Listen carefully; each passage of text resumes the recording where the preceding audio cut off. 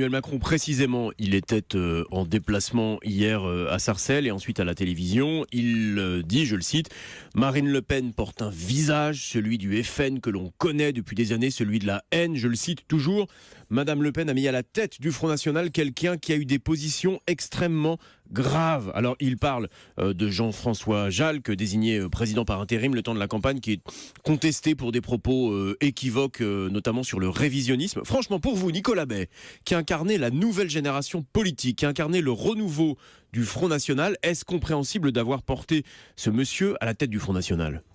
Non mais l'accusation quant à Jean-François Jalc n'est absolument pas fondée. Il n'est absolument pas soupçonnable de la moindre sympathie pour ces thèses-là. Et d'ailleurs, dans on lui reproche des propos, pour être clair, Monsieur Bay, des propos qu'il aurait tenus où il dit le problème des chambres à gaz. Je dis qu'on doit pouvoir discuter de ce problème. Donc c'est une accusation de révisionnisme qui est effectivement assez grave. Il est interrogé sur ces thèses-là, il les décrit tout en disant qu'il n'y souscrit pas. Donc on lui fait un très mauvais procès.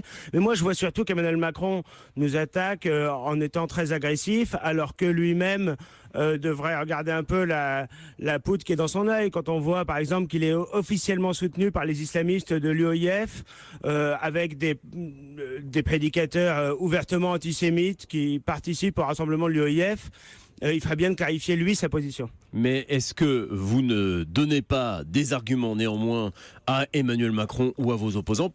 Encore une fois, je reviens sur Jean-François Jalc. Il était déjà élu député en 1986. Marine Le Pen, elle a, semble-t-il, œuvré pour dédiaboliser le Front National depuis plusieurs années. Ce choix peut étonner. Non mais Jean-François Jalc est parfaitement clair sur les idées, les valeurs qu'il défend, ce sont les nôtres. Et on lui fait un très mauvais procès en essayant d'utiliser des propos sortis de leur contexte qu'il a tenus il y a une quinzaine d'années, où il ne faisait que décrire des thèses auxquelles il précise très clairement qu'il ne souscrit absolument pas.